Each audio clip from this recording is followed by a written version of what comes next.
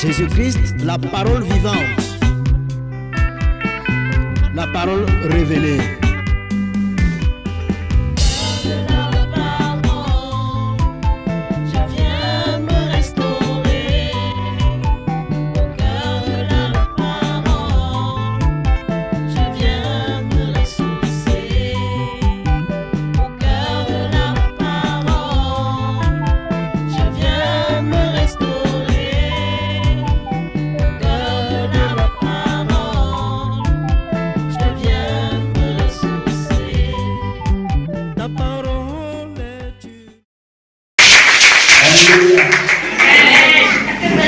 Bless you in Jesus' name.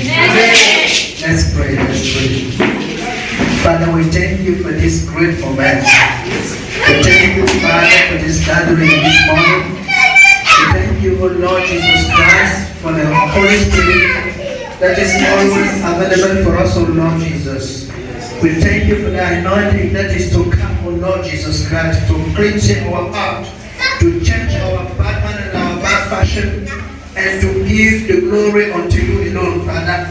We thank you, O Lord, for your word. In Jesus Christ's name. Father, let your Holy Spirit now minister to us, minister to our heart. In Jesus Christ's name we have prayed. Amen. Alléluia. Amen.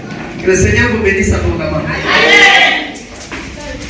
J'ai envie de vous poser une question. Parce que je suis étonné que je sois dans votre maison depuis mardi. Et que il y a des gens qui me découvrent seulement ce matin. Et si j'étais le voleur, j'aurais pillé toute la maison. Je serais parti avec tout et vous n'aurez jamais su qui était passé ici. Je suis là mardi, j'étais là jeudi. Et c'est ce matin que certaines personnes me voient. Alléluia. Mais comme vous dites, les premiers chrétiens, la Bible nous dit, ils étaient chaque jour assidus au temple. Ils ne sautaient aucun jour. Alléluia. Parce qu'ils avaient compris que leur trésor était entre les mains de Dieu. Et la Bible dit, là où est ton trésor, là aussi se trouve ton cœur.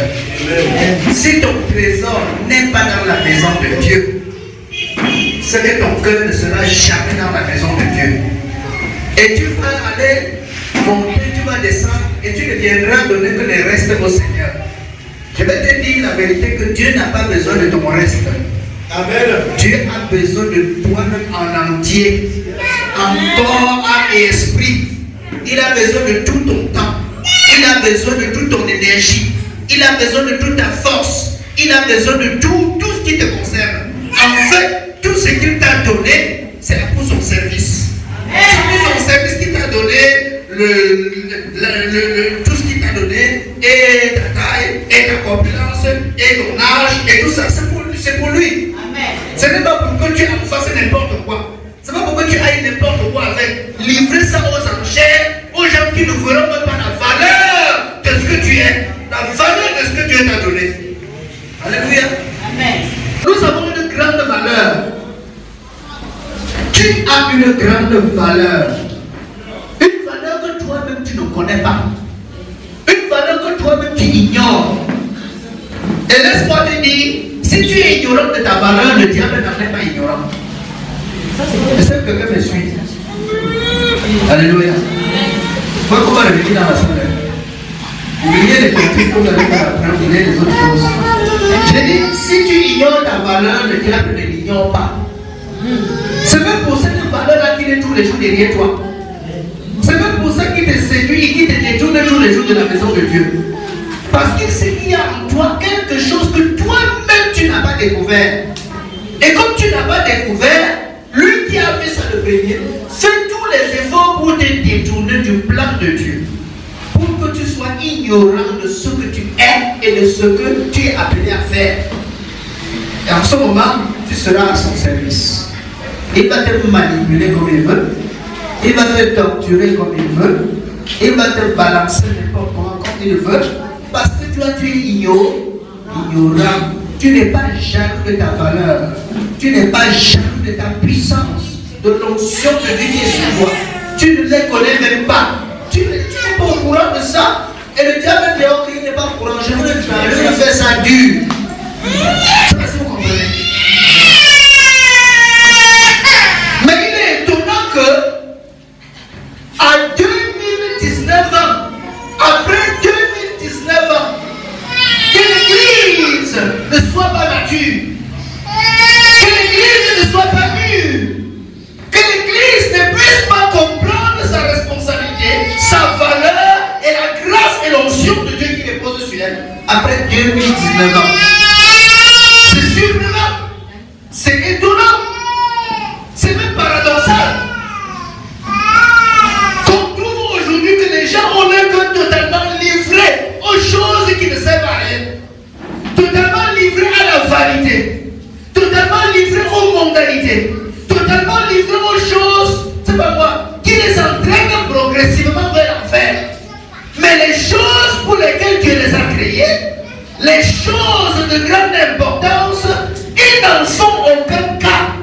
Et tout se passe comme si c'est, lorsqu'on arrive dans la maison de Dieu, c'est pour lui donner les quelques heures de temps que nous avons trouvé quelque part dans notre programme, dans notre temps. On vient lui donner ça, on se verse un peu dans la chaise, on s'assoit là, on attend que le pasteur fasse son one-man show. Et quand il finit, on lui jette quelques pièces de l'offrande là et puis c'est terminé. Et maintenant, on est là où tout notre cœur nous entraîne dans les choses qui ne servent à rien. C'est dangereux. Et c'est ça qui me rend triste. Parce que partout où je suis allé, dans que c'était de Dieu, j'ai rencontré les mêmes choses. Je me demande si les hommes connaissent Dieu. Je me demande si les hommes se connaissent eux-mêmes. Mardi, le jour où je suis avenu, l'homme de Dieu était en train de parler de Genèse. Faisons l'homme à notre image et à notre ressemblance. Il m'a donné l'occasion d'expliquer encore ça clairement. Et nous avons vu que de tous les animaux, les arbres, les créatures diverses que Dieu a faites, il n'a fait aucune à son image et à sa ressemblance. Mais c'est toi qui l'as fait à son image et à sa ressemblance. Amen. C'est un. Amen. De deux, quand il créait le ciel, la terre, les poissons, les animaux, les arbres, tout ça, il n'a pas dit, il n'a pas consulté les autres parties de la divinité. Il n'a pas dit faisons. On dit Dieu dit, Dieu fit le soleil, ainsi de suite. Mais quand il arrive sur toi, espèce humaine, créée à son image, à sa ressemblance, il s'arrête, il dit, maintenant on est arrivé aux choses sérieuses, asseyons-nous d'abord. Asseyons-nous, consultons-nous d'abord. Faisons-nous à notre image et à notre ressemblance. Concertons-nous, parce que celui qu'on veut faire n'est pas n'importe qui, n'est pas n'importe quoi, c'est quelqu'un qui a notre image, c'est quelqu'un qui n'a pas à notre ressemblance. On n'a pas droit à l'erreur, parce que c'est quelqu'un qui a une grande valeur. Il sera important dans le monde, il sera important dans le ciel, il sera important dans le monde spirituel, il sera grand, il sera élevé, il sera en autorité. Et nous comptons sur lui pour gouverner le monde, nous comptons sur lui pour gérer le monde, pour gérer d'autres créatures, nous comptons sur lui. C'est pourquoi quand il a créé l'homme, il lui a dit, domine sur les oiseaux du ciel, domine sur les animaux de la terre, parce que tu es spécial, tu n'es pas n'importe qui. Maintenant, quand tu as donné cette responsabilité, nous l'avons abandonné, on s'est tourné vers les choses qui ne servent à rien. C'est là le grand problème. C'est là le grand problème. On s'est tourné vers les choses qui n'ont aucune valeur. Les choses, la Bible les appelle les choses éphémères. C'est-à-dire les choses qui vont passer d'un moment à l'autre. L'argent va passer, la gloire va passer, votre yoyotisme va passer, les voyages vont passer, toutes ces choses vont passer, mais la seule chose qui demeure, la seule chose que Jésus reviendra chercher, c'est ce qu'il a déposé en toi. Amen. C'est ce qu'il a déposé en toi, c'est ça qu'il reviendra chercher. Donc le problème c'est quoi? La grande question est celle-ci. Qu'as-tu fait de ce que Dieu a mis en toi? Comment as-tu géré la grâce, l'onction, le dépôt que Dieu a mis en toi? Comment as-tu géré ça? Qu'as-tu fait de ça? C'est la grande question. Parce que c'est pour ça que nous allons rendre compte à Dieu. La Bible dit chacun rendra compte à Dieu pour lui-même. Tu ne rendras pas compte à Dieu pour ton mari. Tu ne rendras pas compte à Dieu pour ton enfant. Tu ne rendras pas compte à Dieu pour le pasteur. Tu ne rendras compte à Dieu pour personne. Chacun rendra compte à Dieu pour lui-même. Ce que tu as fait de ta vie, tu en rendras compte. Parce que pour la créer, Dieu s'est assis. Ils se sont concertés. Ils ont réfléchi mûrement. Ils n'ont pas posé les pièces au hasard. Ils se sont concertés et ils ont fait à leur image, à leur ressemblance. Amen. Yes. Amen. Donc que tu sois conscient de cette grâce, mon Dieu en rendra compte. Donc si nous sommes ici pour que l'évangile nous interpelle chaque jour, que nous allons rendre compte de notre vie. Que chaque parole qui sort de notre bouche, nous devons rendre compte. Que chaque acte qui sort de notre vie, que nous posons, nous devons rendre compte. Que chaque façon de regarder, chaque regard, nous allons rendre compte.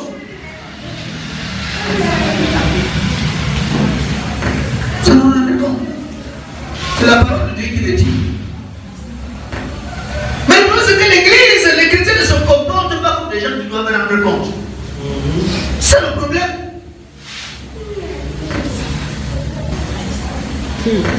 Écoutez, la Bible dit, quand le Seigneur reviendra, il dira à certaines personnes, retirez-vous de moi, je ne vous ai jamais connu, vous tous qui commettez l'iniquité. Et il dira à d'autres personnes, ceux qui sont à sa droite, venez et prenez possession du royaume béni de l'Éternel. N'est-ce pas? Ça veut dire qu'ils vont rendre compte. Il y a un autre bon et fidèle serviteur, entre dans la joie de ton Père, parce qu'il va rendre compte. Il viendra pour les comptes. Dieu viendra pour les comptes. Laisse-moi te dire, que tu sois conscient ou pas, que tu sois conscient de cela ou pas, tu vas rendre compte. Tu vas rendre compte. C'est la chose la plus importante de notre vie. Vivre comme quelqu'un qui doit rendre compte. Si Dieu t'a fait la grâce d'entrer un jour dans la maison de Dieu et de t'asseoir comme ça pour écouter l'évangile, tu rendras compte de ce que tu as entendu. Si Dieu a mis un berger devant toi pour te montrer le chemin de la vie et qu'il t'a enseigné, tu rendras compte de ce que tu as entendu. Si tu as entendu et que tu n'as rien fait de cela, tant pis pour toi. Amen. Donc c'est pourquoi je suis, depuis le matin, enfin depuis dans la semaine, j'ai prié le Seigneur par rapport à vous. Et dit, Seigneur, avant que je ne parte, qu'est-ce que je dois dire à ce bien-aimé? Ce n'est pas la première fois que je vais ministrer dans cette assemblée. Mais j'ai prié, dit, Seigneur, qu'est-ce que je dois leur dire? J'ai dit une chose ici mardi. J'ai dit une chose ici jeudi. Nous avons parlé de la croissance spirituelle. Et ce matin, j'ai l'impression que le Seigneur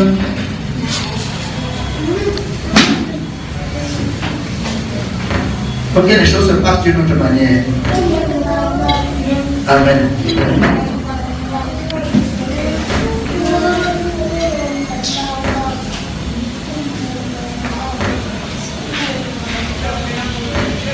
Écoutez-moi. Aujourd'hui, les choses se passent comme si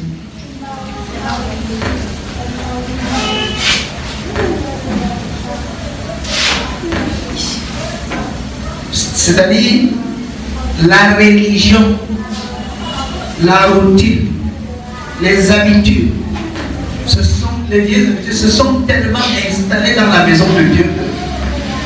Quand quelqu'un sait qu'il doit aller à Pour lui, c'est un simple acte de routine et de régularité. Écoutez-moi très bien. C'est de la religion que Dieu nous a sortis pour nous donner la vie. Parce que nous étions toujours là. On partait à nos messes, on partait à nos cultes, on faisait toutes ces choses, mais on n'était pas sauvés. On n'était pas sauvés. Dieu nous a fait sortir pour établir une relation, pour établir une communion entre lui et nous. Amen. Donc, c'est cette communion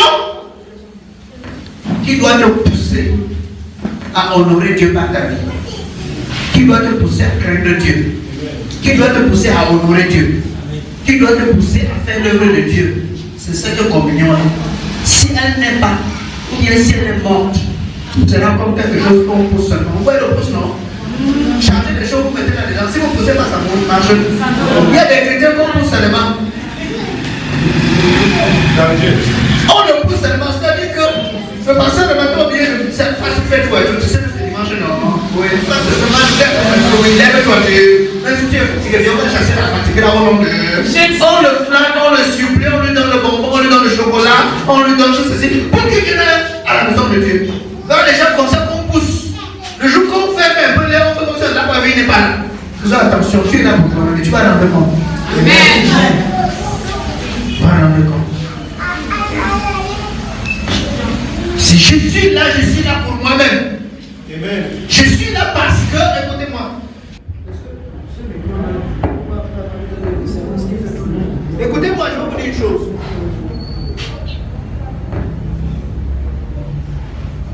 Tu vis parce qu'il y a en toi un moteur que Dieu a mis. Amen. Amen. Amen. Alléluia. Amen. Tu vis, tu marches, tu montes, tu descends, tu fais tes affaires parce qu'il y a en toi un moteur qui fonctionne et qui pousse, qui pompe le sang partout dans ton corps pour que tu sois vivant. Alléluia. Amen, amen. C'est le cœur. Mais qui fait fonctionner le cœur? Il n'y a pas une pile là-dedans. Il n'y a pas une pile dans le cœur. On ne le branche nulle part. Alléluia. Mais il fonctionne par la puissance de Dieu. Amen. Je ne sais pas si vous comprenez ce que je dis. Amen. Le cœur qui est à l'intérieur de toi fonctionne par la puissance de Dieu. Il fonctionne, Dieu le pousse à fonctionner, il fonctionne jusqu'au jour où Dieu dit bon, maintenant tu vas me rendre quand il arrête le fonctionnement du cœur. Et quand il arrête le fonctionnement du cœur, alors tous les organes s'arrêtent également. Les cellules meurent. Voyez maintenant quand on te pousse, on t'amène en réanimation, on essaie de. Les médecins sont là, on peut la poitrine. On peut pourquoi? Pour que tu essaies de vivre encore 5 minutes. On réanime, on fait tout pour que on te met dans les machines, tout ça pour essayer de marcher. Parfois ça marche pour un peu de temps, parfois ça ne marche même pas. Mais quand Dieu a dit non, tout c'est fini, tout est arrêté. Mais si Dieu dit tu vas vivre. Alléluia. De la même manière, sur le plan spirituel, il y a un moteur qui fait fonctionner l'homme spirituellement. C'est de ça que je voudrais parler.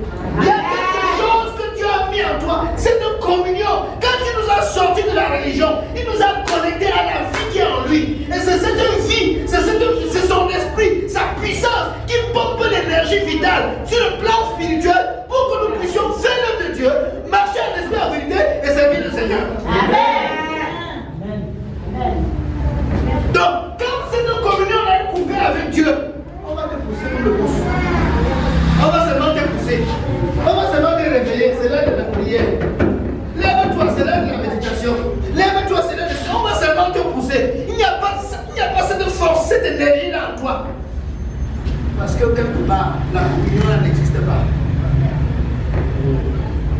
Amen. Vous comprenez? Amen. Je dis ça parce qu'il y a beaucoup de gens aujourd'hui qui sont dans la maison de Dieu, qui ne savent même pas pourquoi ils sont là, qui ne comprennent même pas ce que veut dire servir le Seigneur, qui vivent comme ils veulent, qui vivent comme ils pensent, qui s'habillent comme ils veulent, qui disent ce qu'ils veulent, qui vont là où ils veulent, ils font des choses comme ils veulent, et ils viennent pour les quelques minutes s'afficher devant le Seigneur, et après ils rentrent, ils sont venus vides, ils rentrent vides, ils ne comprennent même rien. Mais je vous dis, c'est pour cette œuvre-là que les apôtres sont morts. On ne meurt pas pour rien. On meurt pour des choses importantes. Alléluia. Amen. C'est pour toi que Jésus est mort. Parce qu'il connaissait la valeur qui est en toi. Il savait que Dieu a perdu quelque chose de précieux. Ils se sont assis pour dire, faisons l'homme à notre image. Ils ont réfléchi, ils ont mis les pièces, ils ont agencé tout. Mais Dieu t'a perdu. Jésus a dit, pour rien au monde, je quitte ma position de Dieu. Je l'entre dans le monde. Même s'il est n'importe où, je vais le trouver. Amen. Amen. Je vais le fouiller, je vais le trouver. Même si c'est au prix de ma vie, je vais le récupérer, je vais le trouver. Tu es important, tu as de la valeur pour Dieu. Amen. Amen. Tu as de la valeur pour Dieu. Et quand Jésus est venu, il a tout laissé. Il a tout arrêté. La Bible a dit non. La Bible dit qu'il n'a pas regardé comme il peut arracher sa position d'égal à Dieu. Amen. Il a tout laissé, il a tout abandonné. Il a dit pour le frère, pour ce que j'ai créé à mon image et à ma ressemblance, je ne peux pas rester au ciel. Et tu as adoré d'éternité en éternité. Rester dans la joie. Quand j'ai perdu quelque chose de moi, je ne peux pas. Amen. Amen. Il est venu te fouiller là où tu te trouves.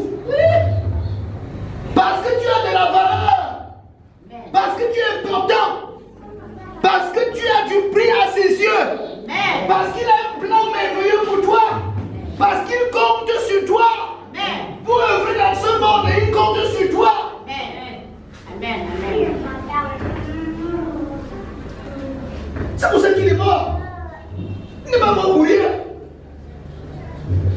Il est mort pour te récupérer. Amen. Et les apôtres ont compris pourquoi Jésus est mort. Ils ont dit si Jésus est mort pour ça, nous aussi nous sommes prêts à mourir pour ça. Nous-mêmes, nous sommes prêts à mourir pour ça. Comprenez? Amen. Amen. Écoutez, le premier martyr, c'est Étienne. Étienne, vous savez non? On en a appelé. Tout le monde connaît Actes chapitre 7. Il est mort en disant Seigneur, ne l'ai imputé parce que quand on le tuait, il voyait quoi? On avait tué quelqu'un, il est en train de voir la gloire de Dieu. Je sais pas si vous comprenez ce que j'ai dit là. Amen. J'ai l'impression que le Seigneur veut conduire les choses autrement parce que je n'ai pas ouvert, j'ai ouvert ma table. Je voulais continuer avec l'enseignement sur la croissance spirituelle. Mais j'ai l'impression que le Seigneur veut vous dire certaines choses d'abord. Amen. Amen. Étienne est mort. Il n'a pas regretté pourquoi il est mort. Il savait que la mort du juste a un grand prix aux yeux de Dieu. Amen. Il savait qu'il meurt comme ça pour le témoignage. Amen. Et Jésus a honoré sa mort. Jésus s'est levé, le roi des rois, le Seigneur des seigneurs. La Bible dit que le ciel est ouvert. Il a vu que Jésus s'est levé, il s'est mis debout pour l'accueillir. Tu as honoré, ton Dieu. Lève-toi et viens maintenant. Amen. C'est pourquoi quand il mourait, il ne voyait pas la mort. Mais il voyait la gloire dans laquelle il est en train d'entrer. Amen. Les apôtres, c'était de mourir. Amen. Écoutez très bien. Pierre, quand il n'y avait pas encore ce moteur en lui, comprenez bien ce que je dis. Le moteur qui fait fonctionner la vie. Là où tu es, tu veux me suivre, tu n'as même pas encore de force. Le moteur ne pompe pas encore. Donc d'un moment à l'autre, avant que le cours de chante 2 fois, tu vas me relier. Tu n'auras pas de force pour te tenir où il faut et parler. Il a dit, ah, je me connais, je ne peux pas te laisser. Je me connais. Jésus a dit, ok, laissons voir. Quand il a vu une faute, Jésus vient 2-3 fois. On le rafle ses versets au sol. Quelqu'un qui ressuscitait les morts, quelqu'un qui opérait des miracles, il se rend compte que c'est devenu grave. On dit, toi, Jésus qui était avec lui, c'est vrai, nous ne sommes ni venus, ni connus. Et c'est une petite femme qui disait, ce n'était même pas un homme. Les femmes n'avaient pas de valeur ni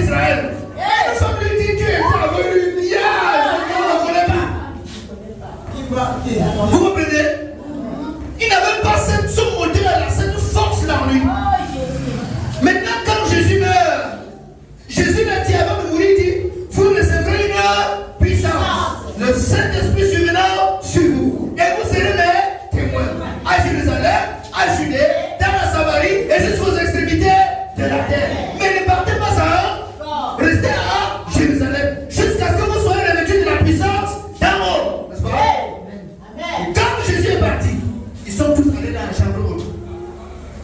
Vous savez, puisqu'il n'était pas prêt, le même Pierre qui a fui la femme avant d'entrer à la chambre haute, pendant ce temps, c'était un temps de préparation.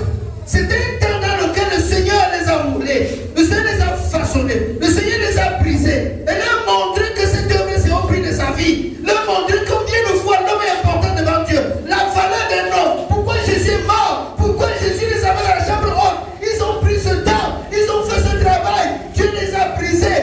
Dieu a anéanti la chair. Et le jour où le Saint-Esprit venait, ils étaient prêts, les cœurs étaient ouverts. Quand le Saint-Esprit est descendu, le même Dieu qui a fui devant la femme s'est tenu à Jérusalem et il a prêché. Et plus de 3000 personnes sont venues au Seigneur.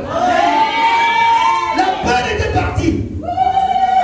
La friste était partie. Une seule prédication, il a gagné 3000 ans. Ça veut dire qu'il était devant une foule de près de 5 000 à 10 000 personnes. Mais il a gagné les âmes au Seigneur. Et c'est ce Pierre qui a accepté d'être crucifié, la tête en bas. Vous comprenez? On a dit on te crucifie, dit oui. Crucifiez-moi pour la valeur de l'homme. Crucifiez-moi pour l'œuvre de Dieu. Mais je ne suis pas digne d'être crucifié comme mon Seigneur. Comme vous l'avez crucifié la tête en haut, mettez ma tête en bas. Alléluia. Il n'a pas ressenti les douleurs, les pleurs. Mais il a dit crucifiez-moi pour la valeur de l'homme. L'homme que Dieu est venu chercher. L'homme que Dieu est venu sauver. Si c'est pour lui qu'il faut que je meure, je meurs. Comprenez? L'apôtre Paul, qui est aujourd'hui l'apôtre de l'église. Vous savez comment il est mort? Il est mort décapité. On a dit un coup. Il a dit oui pour la valeur de l'homme coupé. Coupé. C'est pourquoi vous entendez, on dit que le sang des martyrs est l'essence de la mission. Parce que quand un martyr tombe, Dieu gagne du terrain. Un martyr tombe, Dieu gagne du terrain. Amen. Amen. Et tous les apôtres sont morts. Tous les apôtres sont morts d'une mort horrible. On a jeté les uns dans les fûts d'huile. Hein, Jean? On a jeté dans les fûts d'huile. Il est sorti. Tous ces gens sont tous morts. Le seul qui est mort d'une mort naturelle, après être sorti du feu de ces gens, tous les autres sont morts d'une mort horrible, bizarre. Pourquoi qu'ils ne peuvent pas fuir? Ils peuvent fuir, mais à cause de la valeur de l'homme.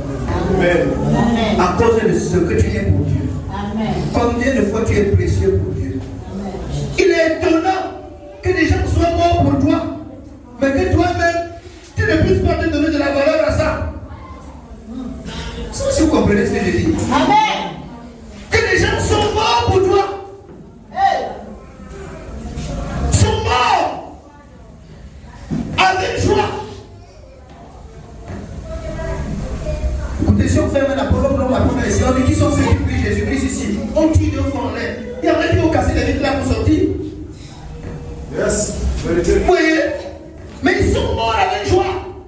Ils ont dit c'est pour ça que nous mourons. Nous mourons pour que ces gens-là soient sauvés. Amen. Amen. Et c'est comme ça que le sang des martyrs est parti de génération en génération. La Bible dit que même le sang d'Abel parle dans la terre. C'est comme ça que le sang de ces martyrs parle pour que tu sois sauvé. Amen. Donc même si tu ne veux pas sauver, il se rend compte que les gens ont payé le prix pour ça. Que même Jésus est mort. Écoutez, ce n'était pas la blague. Quand Jésus lui-même sur la croix, les douleurs sont tellement fortes qu'il dit Père, pourquoi m'as-tu abandonné? Oh là là. Il dit mon Dieu, pourquoi m'as-tu abandonné?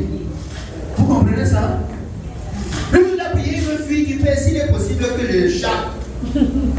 Mais après, il dit toutefois, que la volonté soit faite. Dieu envoie l'ange pour dire oui, voilà ma volonté, il a poussé seulement dans les dents. Yes. Yes. Yes. Quand l'ange l'a poussé dans les dents, à la dernière minute, il dit Elohim, la mort ça va t'aider. Mon père, pourquoi m'as-tu abandonné? Jésus a crié sur la croix, il a pleuré. Parce que tu avais une valeur. Parce que tu es précieux pour Dieu. C'est toi qui ne connais pas ta valeur. C'est toi qui ne sais pas à quoi tu ressembles. C'est pourquoi, comme tu ne connais pas ta valeur, tu peux partager ton corps à n'importe qui. Hein? Je suis chrétien, je suis alléluia jusqu'à tu viens. Le même corps là que tu t'as donné, qui a une grande valeur, c'est ça que tu prends, tu partages comme les petits biscuits à n'importe qui. C'est ça que tu exposes aux mouches. Hein? Pourquoi les chrétiens non? Pourquoi les chrétiens dans l'église? Ils ont dit les DVD. Vous connaissez les DVD? Les DVD, les VCD. Non, les ventres dehors, les cuisses dehors, la poitrine dehors. On expose ça. Même les mouches. Pourquoi? Vous avez vu les mouches s'asseoir sur quelque chose qui a une valeur? Les mouches ne poursuivent que les corps en putréfaction, non?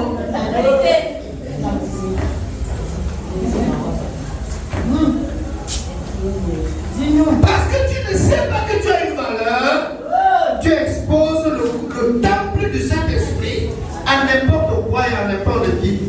N'importe qui vient goûter, il laisse. Il vient goûter, il laisse. Tout le monde te goûte. Tu es l'avocat. Le moment de la langue, c'est toi qui t'enseignes à moyen. Frère, comprenons nos valeurs. Amen. Comprends que tu as une valeur. Amen. Comprends que tu es précieux pour Dieu. Amen. Comprends que Dieu s'est assis avant de te façonner. Amen. Parce que Dieu comptait sur toi pour faire quelque chose dans ce monde. Amen. Dieu compte sur toi pour toucher une famille. Amen. Dieu compte sur toi pour toujours pour déstabiliser le monde des ténèbres dans ce monde. Dieu compte sur toi pour faire quelque chose de spécial. Amen. Dieu compte sur toi pour que l'ambassade soit créée partout. Dieu compte sur toi pour que l'œuvre de Dieu avance. C'est pour ça qu'il s'est assis. Il a dit, je mets pièce sur pièce, j'arrange correctement. Donc quand tu arrives dans le monde, tu ne te donnes aucune valeur. C'est pourquoi Jésus est mort. C'est pourquoi les apôtres sont morts. C'est pourquoi les chrétiens continuent de mourir. Vous avez des téléphones Android, vous voyez dans les réseaux sociaux. Les gens qui meurent, les gens qu'on brûle vif. J'ai vu dernièrement une petite fille de moins une petite fille de 15 ans qu'on a brûlé vif. Dans les pays islamiques, on a brûlé vif. Pour la simple raison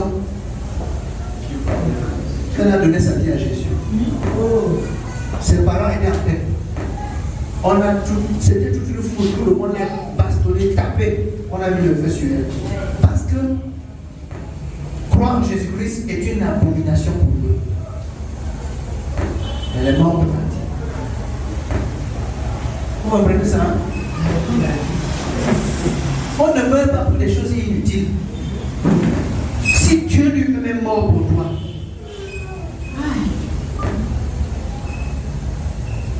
il est étonnant que tu ne puisses pas connaître pourquoi tu es mort. Pourquoi Jésus est mort.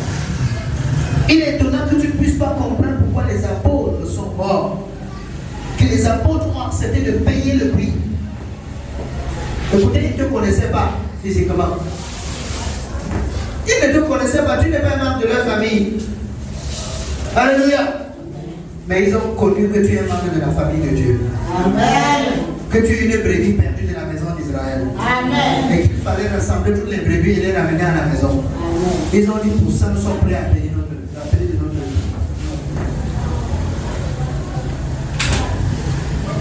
Tu n'es pas n'importe qui. Tu n'es pas n'importe qui. Donne de la valeur à toi-même. Ça va pourquoi on piétine les églises ici dehors? Ça va pourquoi on insulte les églises, on insulte les chrétiens? Parce qu'elles-mêmes n'ont pas donné de la valeur à ce qu'ils font. Vrai ou faux? Mais écoute, c'est à 9h. C'est là où ton ami t'appelle et te dit, bon, est-ce qu'on peut savoir le truc là, je voulais te donner le truc là tout à l'heure. Regarde, je voulais aller au marche bien, hein. 9h30, je suis assis là-dedans. Comprenez? 9h30, tu attends, tu es en retard. Là où tu devais aller honorer et glorifier Dieu. Tu es en retard, parfois il est bien. L'enfant chauffait, non, c'est que vraiment, l'enfant chauffait. Et comme tu es venu dans le refroidi. Vous comprenez? Jésus.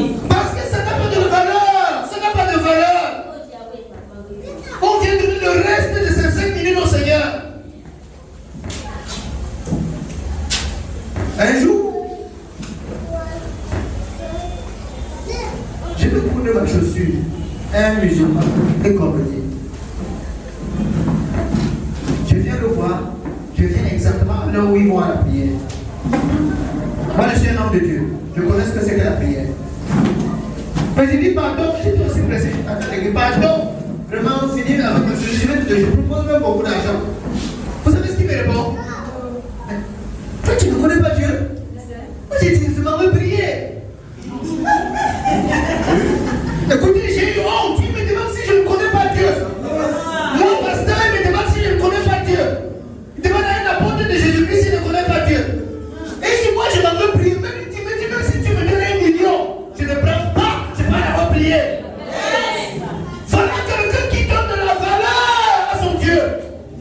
Même quand il est sur le poste rouge. Mais il donne de la valeur à ce qu'il fait. Le chrétien ne donne pas de la valeur à Jésus-Christ. Il y en a que si le téléphone sonne, maintenant il va sortir. Il va sortir. D'abord, le mien est éternel. Quand j'entre déjà là, je le mets sur mode avion. Donc, même si quelqu'un m'appelle, ça ne passe pas. Je ne lui donne même pas l'occasion de me perturber. Mais il y en a qui sont là, qui sont partagés entre le message et le coup de fil qu'ils attendent. Il y en a qui sont assis ici, leur cœur est dans la tente, qu'ils vont bouffer après. Ils donnent aucune valeur à Dieu. Comment ne voulez-vous pas que les mondains aussi méprisent l'église? On nous a fait croire, nous avons donné l'impression aux gens que l'église, la chose de Dieu, c'est pour les pauvres, c'est pour les mendiants, c'est pour les gens, les ratés de la société, c'est pour les gens qui souffrent, qui ont raté la vie et qui n'ont pas quoi faire et qui ont besoin que Dieu les touche un peu. Ce sont ceux qui viennent à l'église. Voilà l'impression que nous avons donnée aux gens. C'est pourquoi vous entrez à l'église, vous ne pouvez pas voir un gouverneur, un ministre, si vous ne pouvez pas les voir ici. Vous allez voir seulement les gens que la souffrance a rongé, les gens qui sont là, ils attendent moins 5 minutes pour mourir. Ce sont eux qui sont assis à la maison de Dieu.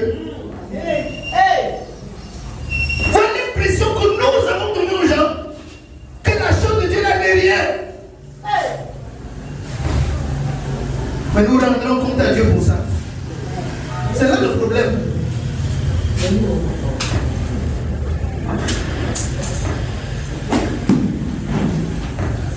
J'ai apprécié un pasteur un jour, pasteur David. Il était à Bouddha. Et comme il était sorti d'une famille idolâtre, fortement idolâtre, il est un jour arrivé au village. Les gens disent, il est encore venu avec son Jésus là. Il est encore venu avec son prophète d'église là. Comme ce n'est pas quelque chose d'important, il est encore venu avec ses affaires là. Vous savez ce qu'ils ont fait? Ils ont pris sa Bible, ils ont gardé. Ils ont pris sa Bible, ils ont gardé. Le gars dit, ok, si vous touchez mon Dieu, moi je touche votre Dieu. Je vais vous montrer que mon Dieu a de la valeur pour moi. Si ma Bible ne sort pas, vos crânes ne sont pas partis. Il a ramassé les crânes, il les a concassés, tout, émiellé tout. Il manquait le dernier, on a dit, ils sont venus sauver les crânes qui parlent, voilà, t'as dit, laisse-moi le dernier. Vous comprenez? Il a dit, vous touchez mon Dieu, je touche votre Dieu. Les deux dieux ne se ressemblent pas. Et on verra le Dieu qui va se défendre. La Bible est venue intacte, les crânes étaient émiettés. Amen. Donne-lui de la valeur à ton Dieu. Donne-lui de la valeur. Amen. Si tu ne donnes pas de la valeur à Dieu, personne ne lui donnera de la valeur. Amen. Hey, Jésus. Hey. Vous comprenez? Écoutez, à Babylone, vous pouvez me laisser l'enseignement là qu'on a continué. Je crois que c'est ça que le Seigneur que je vous dis. Écoutez, à Babylone, on a dit, Méchant Satan Abednego, on a dit non. Ici, nous ne voulons plus que quelqu'un parle d'un autre Dieu. Nous allons élever la statue qui représente le roi et tout le monde doit l'adorer. Parce qu'ici, ceux qui entrent dans ce pays, s'ils chantent la chanson de ce pays, ils doivent adorer le Dieu du pays. Vous savez ce qu'ils ont dit? Oh roi, sache que nous ne de Dieu. Et sache que on a dit, nous allons vous, si vous ne nous préférez pas, on va vous jeter dans la fournaise ardente. Et il dit, et quel est le Dieu qui vous délivrera de ma main? Le roi dit, quel est le Dieu?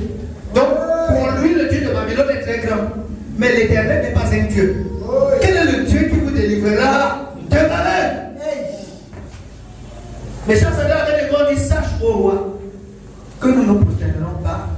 Sache que notre Dieu peut nous délivrer et il nous délivrera. La foi, il ne le peut pas seulement, mais il va le faire. Parce qu'ils savent en qui ils ont cru.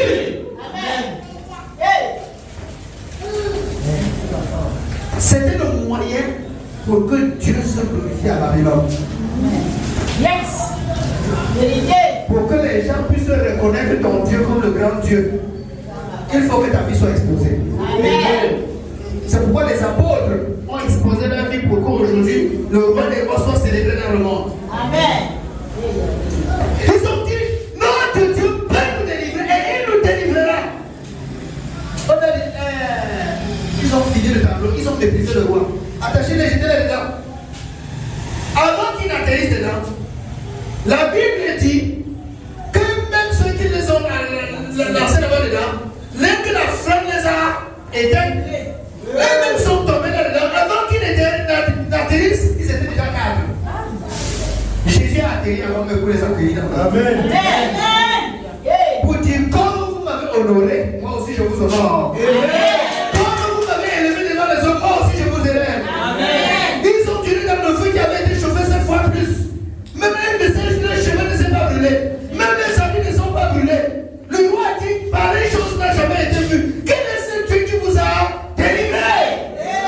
Et il a dit à partir d'aujourd'hui, comme je n'entendais plus quelqu'un mal parler du Dieu de méchant, de Satan, t'avais de moi ici à Babylone. Ils ont donné de la valeur à leur Dieu. Ils ont compris en qui ils ont cru. Ils ont compris que ils avaient une valeur. Et que c'est à travers eux que le nom de Dieu devait être glorifié à Babylone. Et la récompense, on les a établis dans les provinces. Ils sont devenus des gouverneurs de province. Vous comprenez ça? Dieu honore celui qui l'honore. Si tu honores Dieu, ça va faire comme si c'est la mort qui arrive, mais derrière la mort, il y a la vie. Ça va faire comme si c'est l'humiliation, mais derrière l'humiliation, il y a l'élévation. C'est pourquoi ça a fait comme ça a fait dans la vie de Jésus. Ça a fait comme si c'était la mort, mais derrière la mort, il y avait la vie. Et Dieu l'a élevé, il est sorti du tombeau le 3e jour. Et la Bible dit que maintenant, depuis ce moment-là, Dieu l'a souverainement élevé. Et il a donné le nom qui est au-dessus de tout nom. Afin qu'au nom de Jésus, tout genou fléchisse dans le ciel, sur la terre, sous la terre, en tout temps et en tout lieu. Et que tout est dans nos confesses désormais que Jésus est tous les malades guérissent au nom de Jésus. Tous les succès dans le monde entier, c'est au nom de Jésus. C'est en son nom que les gens sont rassemblés pour prier.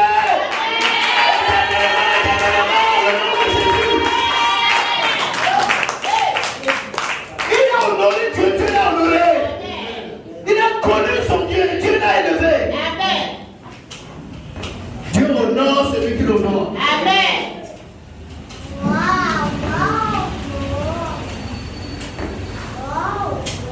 Quand vous ouvrez votre Bible dans le roi chapitre 20, vous voyez le commandant de Michel. Écoutez, il y avait un roi qui ne connaissait pas Dieu, le roi Akab.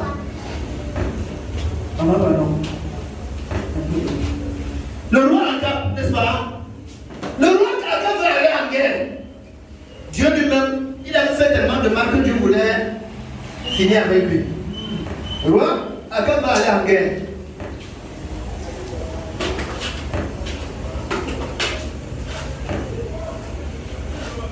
Il appelle son ami Josaphat. Est-ce qu'on peut aller ensemble? Josaphat dit qu'il n'y a pas de problème.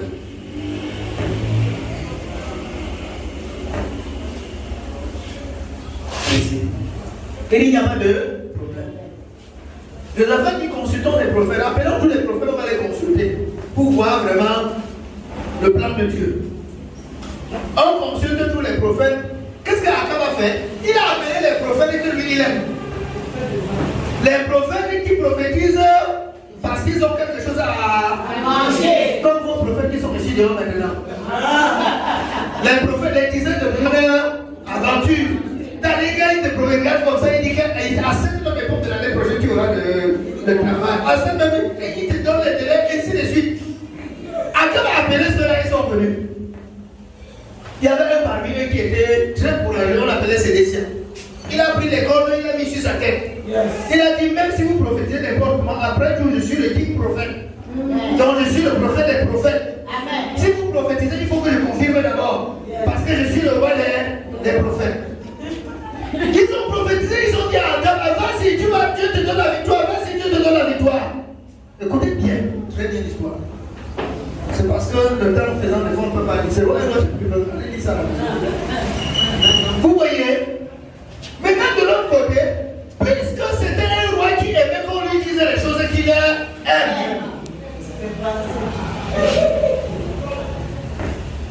Les gens se donneront une foule de docteurs selon leur propre désir. Ayant la démangeaison d'entendre les choses agréables. Ils vont se fabriquer même leurs propres hommes de Dieu. Qui vont leur prêcher ce qu'ils aiment entendre. Voyez, tous les prophètes ont dit oui, il va. Le roi, le Seigneur avec toi, et tu battras, tu auras la victoire en guerre. Et Josaphat dit, est-ce qu'il n'y a pas un autre? Les prophètes sont finis comme ça, il n'y a pas un autre. Écoutez, c'est fait à Kankin. Qui a encore un autre là? Il y a un autre là, on l'appelle Michel. Celui-là, moi, je ne l'aime même pas. Parce qu'il ne prophétise rien de bon. Tout ce qu'il prophétise, c'est le malheur. Il prophétise des choses qui ne sont pas sucrées. Il ne peut pas me dire que vraiment, à cette époque de l'année prochaine. Il ne peut pas me dire que voilà, ton élévation arrive, ton miracle arrive. Il ne peut pas me dire des choses comme ça. Mais il me prophétise seulement d'étudier le péché. Parce que je lève. Je dois sortir après l'heure que c'est là. Écoutez bien. On a envoyé quelqu'un l'appeler. C'est lui qu'on a envoyé l'appeler Michel en route. Lui dit à Michel, tu sais, non. C'est que tout le monde et tous les prophètes sont d'accord là-bas. Donc, maintenant, toi aussi, dis la même chose. Dis la même chose. Donc, maintenant, c'est l'envoyé. C'est lui qui dit la prophétie, qui donne la prophétie qu'on va proclamer là-bas. Vous voyez? C'est voilà comment nos prophéties sont manipulées par les intérêts, manipulées par le conformisme, manipulées par les choses ici dehors. Quand quelqu'un veut prophétiser sur les gars, si tu as une bonne enveloppe, la prophétie change.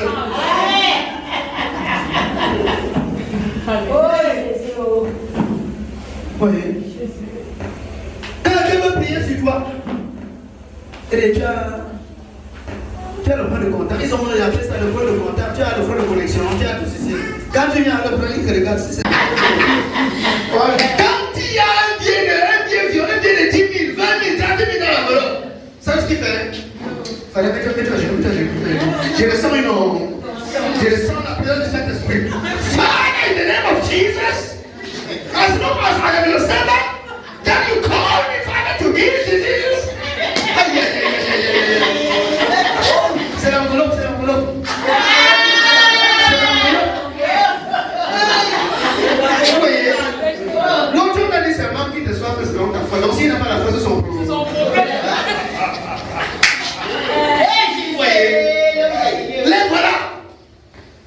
Et c'est là que vous courez pour aller recevoir les démons et la séduction et l'escroquerie.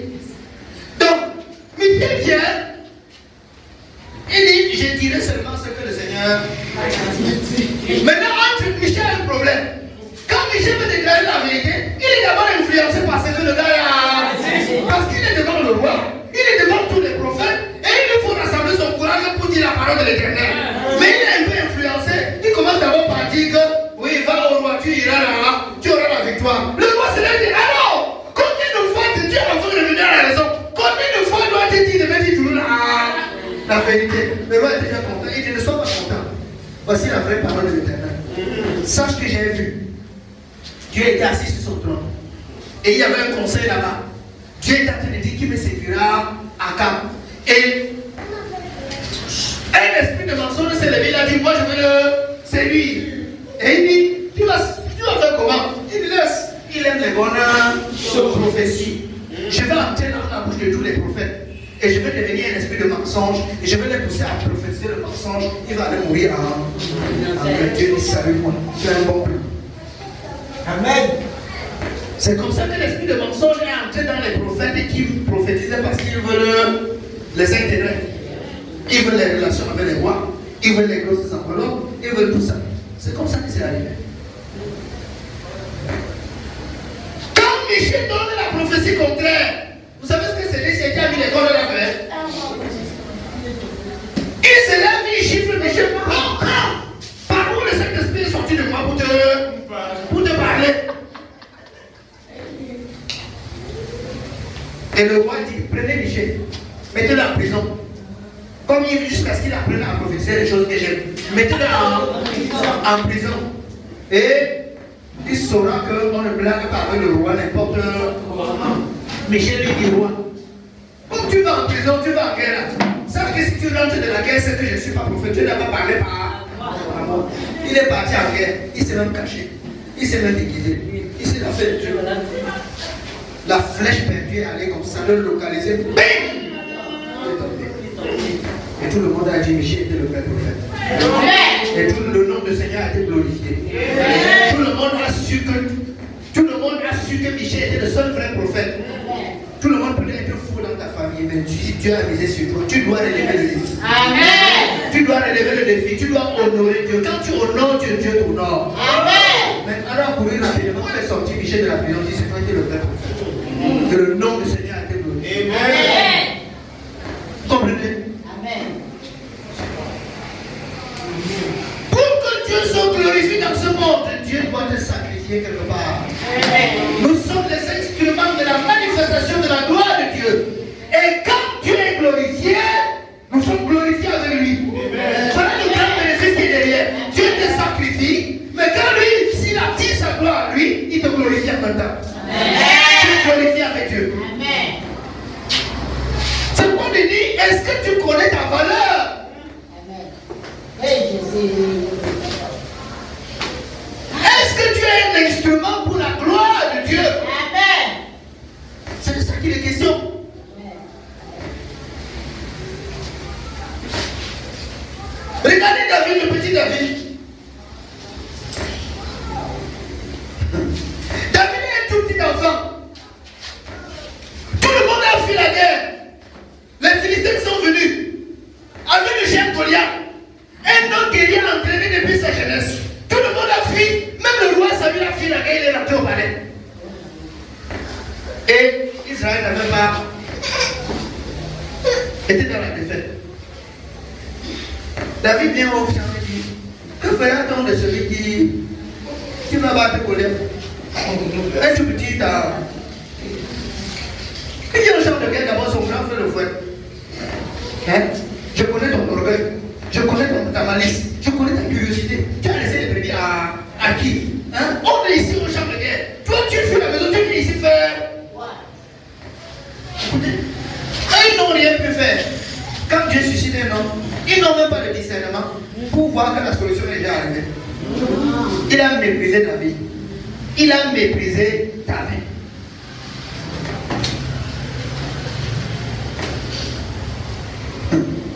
Mais quand le combat a commencé, on est parti dire au roi qu'il est comme ça, il y a un petit David, le fils de qui? Le fils de l'autre. Il est venu vraiment, il dit qu'il peut faire quelque chose. Le roi dit appelé le roi dit, mon fils, tu vas faire comment? Tu es d'abord petit. Et les armes, si on prend, comme tu es trop courageux, on ne sait jamais prendre les armes. On met les armes sur lui, les armes, il ne peut même pas bouger avec. Ça pesait plus que lui, tellement il était petit. Mais en lui était la solution. Amen. Il a donné de la valeur à son Dieu. Amen. Il a connu son Dieu et il a compris ce pourquoi lui il existait. Amen. Alléluia. Amen. Il a dit laissez-moi aller contre Goliath. Il part Goliath se place là, il se place ici. Goliath le voit, il a insulté d'abord. Donc, vous êtes devenu ce petit enfant, c'est ce. Rien de tout que vous envoyez contre moi. Il dit viens ici, je vais te donner la chair, je vais t'envoyer ta chair au chien. Et Et la Bible dit, David le maudit par ses dieux. Alléluia. David maudit, je veux dire, Goliath a maudit David par ses dieux, les dieux de Philistins. Comprenez? C'est là quand il le maudit par ses dieux, David a compris que donc c'était un géant endormi, donc en lui il n'y a rien, donc lui aussi il ne compte que sur la puissance de leur Dieu. Mais si c'est une affaire de Dieu, je mets aussi mon Dieu. Vous voyez? Je mets aussi mon Dieu devant, ça devient un combat de deux dieux. David dit il est maudit par ses dieux, et David dit tu viens contre moi avec la lance et le javelot, mais moi je viens contre toi au nom de l'Éternel des armées. Et le combat s'est engagé. Avant que Goliath ne se rende compte, il était KO. Au sol.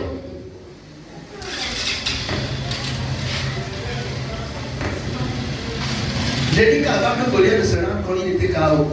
Tu ne peux pas applaudir tout ton Dieu.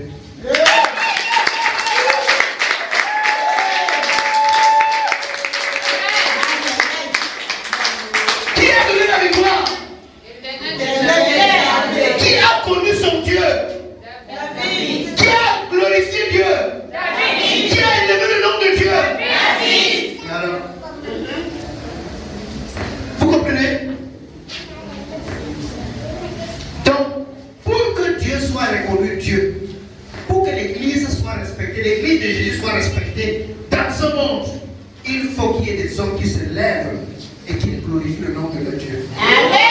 Qu'ils reconnaissent ce qu'ils sont, ce que Dieu a fait d'eux, et qu'ils soient courageux de le dire devant les hommes.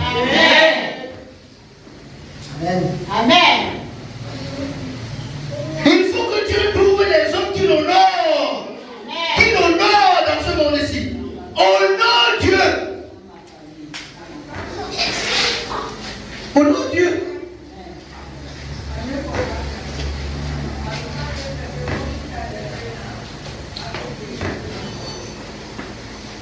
Pourquoi est-ce que la vie chrétienne est devenue comme la vie des pauvres? La vie des gens qui souffrent?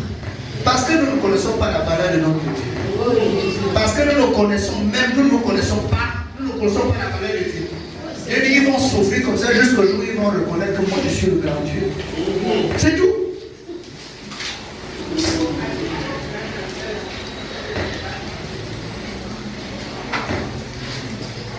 Je me rappelle quand j'étais à Bouddha avec une équipe d'évangélisation, je dirigeais une équipe d'évangélisation. Nous étions en pleine campagne d'évangélisation au Carrefour, comme ça, l'hôpital départemental. J'étais en train de prêcher. Alléluia. Regardez ce que je suis aujourd'hui. Imaginez ce que je pouvais être depuis il y a 20 ans. Imaginez maintenant. Avec ma Bible. Très petit, mais petit piment dans la sauce. Je suis en train de prêcher en plein Carrefour. Un sorcier sort de la foule. Il s'avance. Il dit comment? Pourquoi tu parles ça? Pourquoi tu dis des choses comme ça? Hein? Et il s'avance. Quand il avance donc, les gens comprennent qu'il y a match. N'est-ce pas? Comme les hommes aiment la confrontation. Les hommes comprennent qu'il y a match. On a donc formé la population qui est en train de former un grand cercle. Comme ça, Dieu. Il vient avec ses arbres de machin là. Il vient avec ça. Je viens te dire au nom de Jésus, je me lève contre toi au nom de Jésus. Il dit moi aussi je viens au nom de mes esprits. J'ai dit au nom de Jésus. Il dit au nom de mes esprits en reculant. Quand il recule 3 fois, les gens ne poussent de le combat, c'est devant. Et quand moi j'ai dit au nom de Jésus, en avançant, lui dit au nom de mes esprits, en reculant, on le pousse au devant, pas devant. Le combat c'est devant. Je continue à venir, la foule au craque avec ici, là tu ne fais pas. Vous voyez? Ah, c'est là où j'ai compris que le monde et les sorciers sont bien organisés. Quand il dit au nom de mes esprits, ça ne donne pas. Il dit au nom de mes esprits, ça ne donne pas. Après il dit au nom de Lucifer. Il dit au nom de Jésus, il dit au nom de Satan. Après Satan, il avait pris un autre nom à prononcer. Quand il dit au nom de Jésus, quelqu'un a ouvert la porte. le marathon est parti. Les gens criaient, on va se lever, Jésus est Dieu, Jésus est Dieu, en plein carrefour, en pleine évangélisation. Ce jour-là, à Bouddha, tous les gens de ce carrefour ont connu qu'il y a un vrai Dieu dans le ciel. Amen. Mais pour le faire, il a fallu que je sois courageux, que j'affronte le chef des sorciers de ce coin, et que lui-même il fuit, que tout le monde vous le voit fuir. Et à partir de ce moment, les gens ont dit non, Jésus-Christ est Dieu. Il faut connaître le Dieu en qui tu as cru. C'est ça. Voilà les choses qui attendent les chrétiens. Et non pas les choses éphémères de ce monde-ci. Je veux manger comment, je veux vivre comment, je veux monter, je veux descendre, je veux voyager, je veux ceci, tout ça. On n'a pas besoin d'être chrétien pour ça. Vrai ou faux? Tout se passe comme si c'est dans la maison de Dieu qu'on vient demander les voyages. On vient dans la maison de Dieu, c'est là où on trouve le mariage. C'est là où on trouve, c'est pas moi. Non. Mais les mondes voyagent plus que vous. N'est-ce pas? Ils ne sont pas chrétiens. Ils se marient, n'est-ce pas? Vous attendez dans la mairie, là, parler encore, ils sont chrétiens. Donc vous allez vous croire que c'est pour ça. Non, on est venu dans notre autre chose. Cherchez premièrement le royaume et la justice. Et tous les autres là, ça vient seul. On ne force rien. Quand ces choses deviennent rares dans la maison de Dieu, c'est parce que vous aussi, vous n'avez plus voulu honorer Dieu. Et Dieu ne donne pas les choses saintes aux chiens. Il ne donne pas les perles aux pourceaux. Si tu ne connais pas la valeur des perles, Dieu ne peut pas t'en donner. Il faut que tu connaisses la valeur des perles. On ne donne pas les perles aux pourceaux. On ne donne pas la nourriture des enfants aux chiens. C'est la verset biblique, non? Donc, bien aimé, je vous exhorte. Lorsque nous venons dans la maison de Dieu, lorsque nous venons chercher le Seigneur, il faut comprendre ce que nous faisons. Je suis venu, je voulais continuer sur la croissance spirituelle. Mais quand on a fini la louange, j'ai senti le Seigneur plutôt m'interpeller par rapport à ceci. C'est là que je comprends encore que c'est le Seigneur qui connaît le vrai besoin de son peuple. Amen. Alléluia. Amen. Donc, il faut comprendre que Dieu t'a choisi. Dieu t'a mandaté. Dieu compte sur toi pour se glorifier dans ce monde. Amen. Pour se glorifier dans ta famille. Amen. Pour se glorifier dans ton quartier. Amen. Pour se glorifier ici à la femme. Amen. Quand tu auras fini de le glorifier ici, il va t'amener ailleurs. Amen. Pour que encore là-bas tu glorifies son nom. Amen. Et que partout où tu passes, les gens reconnaissent que tu es Dieu. Amen. Et en ce moment, on donnerait de la valeur à ton Dieu. Amen. Quand on aurait besoin de prendre des grandes décisions, on va consulter l'église. On va dire qu'est-ce que Dieu dit. Amen. Écoutez, ça arrive ici au pays. Amen. Parce que ceux qui ont échoué ont échoué, nous n'allons pas échouer. Dans ce pays, nous allons hisser le drapeau du nom des cieux. Amen. À tel point que ceux qui décident, ou ils décident avec Dieu, ou ils quittent là. Amen. Et il y a ceux qui vont décider avec Dieu. Amen. Et le moment viendra où, pour prendre une décision, on dira aux hommes de Dieu, qu'est-ce que Dieu dit sur les décisions? Qu'est-ce que Dieu pense?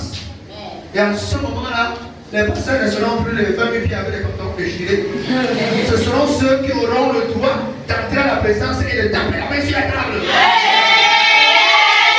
Parce que nous avons honoré Dieu et Dieu nous a honorés.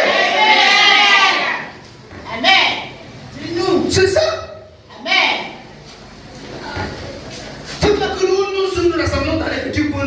Ici, là, on fait le bruit seulement dans l'assemblée. Quand on va arriver dehors, moi-même, le moindre bruit, le moindre alléluia est dans la rue. Non.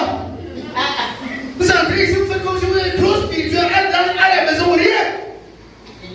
Les souris vous chantent des maisons.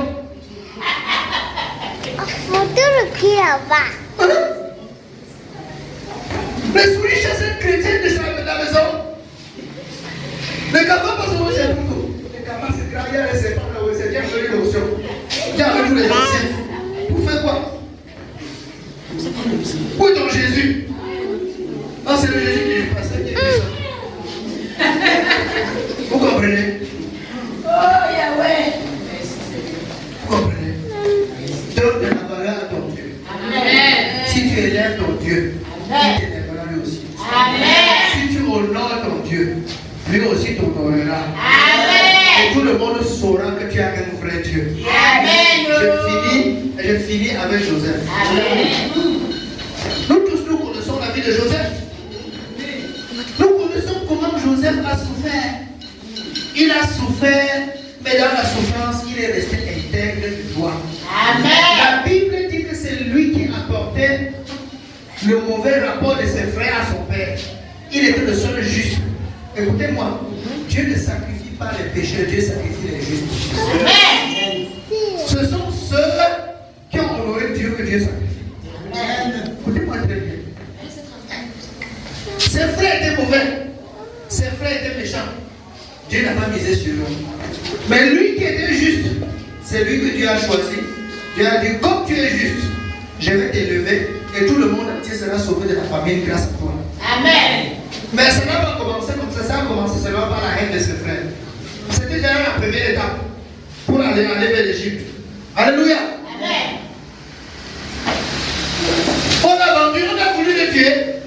Mais comme Dieu était au contrôle, on ne l'a pas tué. On a vendu lui par en esclavage. On est venu mentir son père qu'il est mort. Son père a fait le deuil, il a tout oublié. Mais Joseph était dans le processus en train d'évoluer vers la gloire. Amen. Amen. Quand tu as misé sur toi, tes larmes vont couler. Les gens vont pleurer, ils vont t'oublier.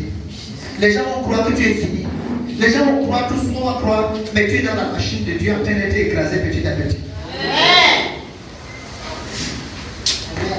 Mais dans ces douleurs, il est resté joie éternelle. Mais la Bible dit que tout ce que Joseph touchait prospérait. Amen. Donc il ne veut qu'il est arrivé en prison, il n'était pas un prisonnier comme tous les autres. Il était un prisonnier à qui on confiait les meilleures choses pour que ça prospère. Avec son don d'interprétation des songes, voilà ce que ça donnait là-bas, c'était très bien, tout le monde avait besoin de lui. Il était le chef des prisonniers. Et c'était la porte de sortie, comme ça, que Dieu ouvrait pour qu'il arrive au monde. Amen. Vous voyez, quand Dieu l'a brisé, quand Dieu l'a façonné, quand Dieu l'a moulé, le résultat était clair. Joseph était intègre et droit. Et quand la femme de Potiphar est venue le séduire, il n'y avait personne à la maison. Potiphar n'était pas là. Aucun voisin n'était là. Il pouvait manger les huiles, la bouche. Personne n'allait savoir. Mais il a dit, mon Dieu me voit. Mon Dieu est présent. Je ne commettrai pas un pareil péché devant mon Dieu. Il a tenu bon devant la femme de Potiphar. Et la femme de Potiphar allait trahir, dit que c'est plutôt lui qui voulait la violer. Ça a encore devenu grave. On l'a mis dans le fin fond de la prison. On a tout fait. Mais Dieu, il était dans le processus. Oh, Jésus. Vous voyez? Amen. Il était dans le processus de la gloire. C'était les étapes que Dieu lui avait prévues. Alléluia. Vous voyez? Et quand il est arrivé là-bas,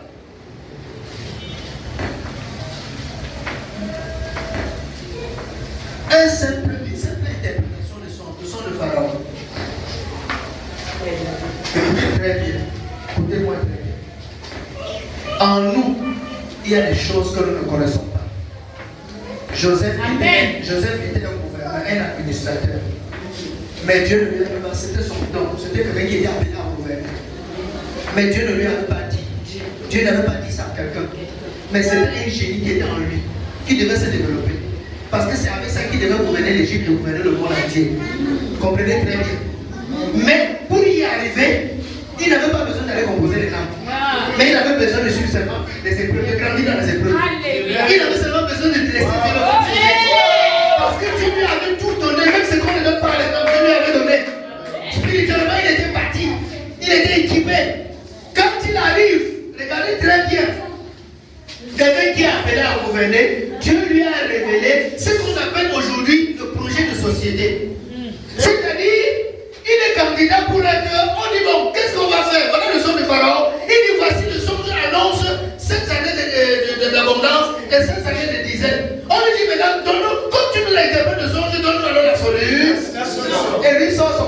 société. C'est les guerriers, on arrange tout. Alléluia.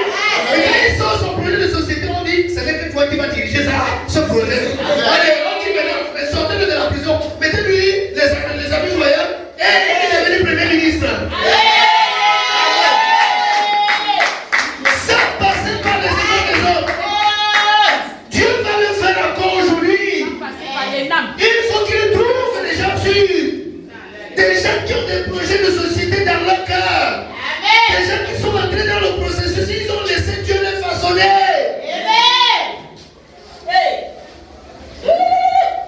Vous voyez, Dieu connaît là où il va te positionner. Mais il faut que toi tu l'honores devant les autres. Si tu honores Dieu, Dieu va te courir. Amen. Que Dieu vous bénisse. Nous allons prier.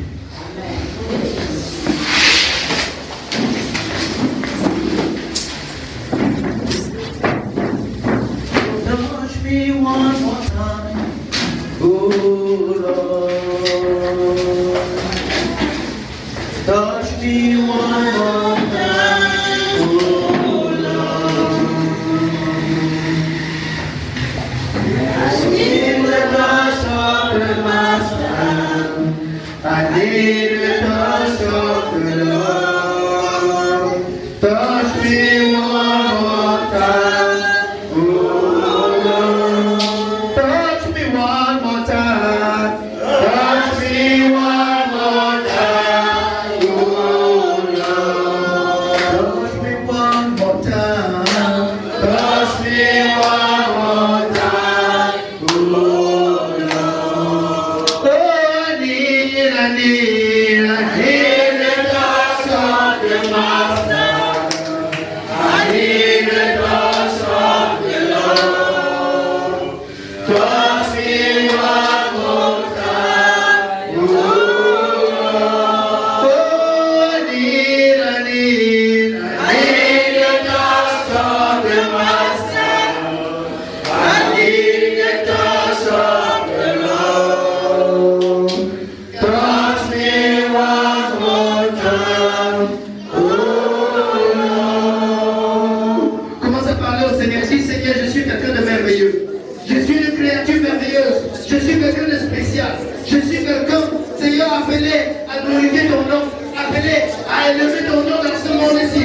Appelé, Seigneur, notre Dieu. Oh, que tu es puissant, que tu es merveilleux, que tu es magnifique. Commence à croire, commence à confesser. Confesse ce que tu es. Confesse ce que tu es. Tu es, confesse ce que tu es. Proclame ce que tu es. Aaron est éligible à toi. Ce que tu es, ce que tu as fait de toi. Ce que tu es, tu n'es pas n'importe qui. Tu es le Dieu de roi des rois. Tu es le Fils du Seigneur des seigneurs. Confesse ce que tu es. Alléluia. Confesse ce que tu es. Et laisse le Seigneur te visiter. Laisse le Seigneur te toucher. Laisse le Seigneur te bénir ce matin. Laisse le Seigneur te remplir de son onction, de sa présence, de sa puissance. Au nom de Jésus-Christ de Nazareth. Alléluia. Seigneur, merci pour ce matin. Merci pour ta parole. Merci pour ta présence. Merci pour ta puissance. Merci de nous toucher ce matin. Merci de nous visiter ce matin. Merci Seigneur. Oh Père Céleste. Merci pour ta grâce. Merci pour ta parole. Merci Seigneur notre Dieu. Toi qui as investi en nous ce matin pour réveiller notre esprit. Afin que nous puissions nous donner de la valeur. Seigneur, tu es grand. Tu es puissant. Tu es notre Seigneur. Tu es notre Dieu. Et nous proclamons ta victoire dans notre vie. Nous proclamons ta victoire, Seigneur, dans notre vie. Au nom de Jésus. Une victoire éternelle. Une victoire magnifique. Une victoire pour la gloire de ton nom. Seigneur, tu es Dieu. Merci, Seigneur. Que toute la gloire te revienne. Au nom puissant de Jésus-Christ. À toi soit la gloire, Seigneur. Béni sois-tu, Seigneur, notre Dieu. Au nom de Jésus, nous t'avons prié. Amen.